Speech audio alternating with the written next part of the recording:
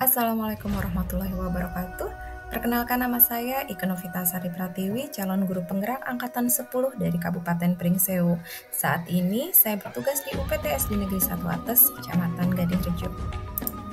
Pada video kali ini saya akan memaparkan materi dan pemahaman saya mengenai koneksi antar materi pada paket modul 2, yaitu modul 2.1A8. Pembelajaran berdiferensiasi adalah usaha guru dalam menyesuaikan proses pembelajaran di kelas untuk memenuhi kebutuhan belajar individu murid.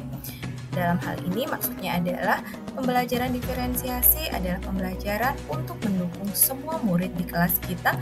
Maksudnya, setiap anak adalah unik yang memiliki gaya, karakter, profil, dan lain-lain yang berbeda-beda agar semua kebutuhan belajar murid itu tercapai.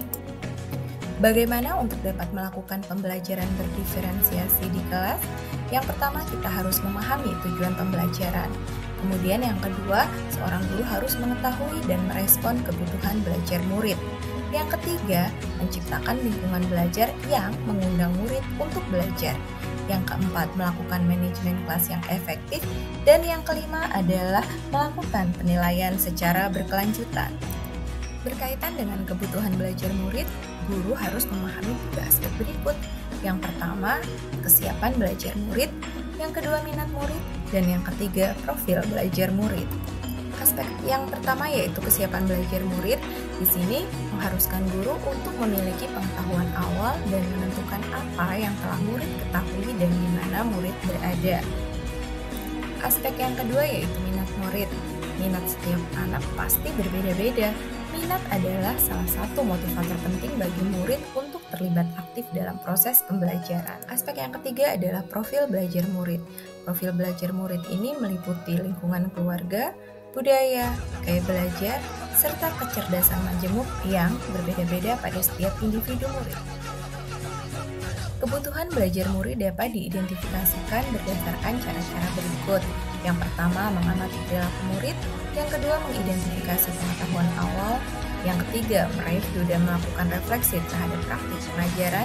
Yang keempat, berbicara dengan guru murid di kelas sebelumnya. Yang kelima, membaca rapor murid di kelas sebelumnya. Dan yang terakhir adalah menggunakan berbagai format penilaian, baik penilaian formatif maupun penilaian diagnostik. Strategi untuk mendiferensiasi pembelajaran yang bisa dilakukan oleh seorang guru adalah yang pertama, diferensiasi konten, yang kedua, diferensiasi proses, dan yang ketiga adalah diferensiasi produk.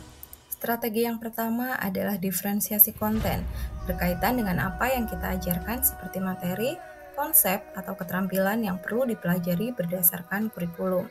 Mendiferensiasi konten bisa dilakukan dengan membedakan perorganisasian atau format penyampaiannya, bukan merubah atau menurunkan standar kurikulum.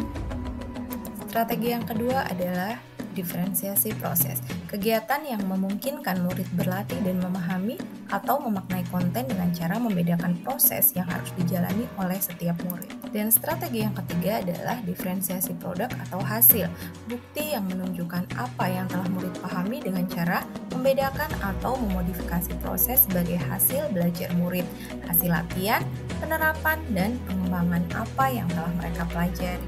Adakah keterkaitan antar modul pembelajaran berdiferensiasi dengan modul-modul yang lain, yaitu modul 1.1, modul 1.2, modul 1.3, modul 1.4, dan modul 2.1.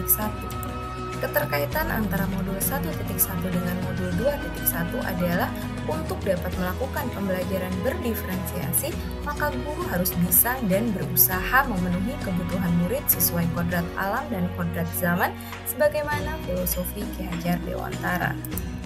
Keterkaitan antara modul 1.2 dengan 2.1 adalah dalam melakukan pembelajaran berdiferensiasi, seorang guru penggerak harus berpihak pada murid, reflektif, mandiri, kolaboratif, dan inovatif untuk menciptakan pembelajaran berdiferensiasi agar dapat memenuhi kebutuhan murid. Dengan demikian, seorang guru penggerak dapat menciptakan kepemimpinan murid dengan menuntun murid mereka belajar.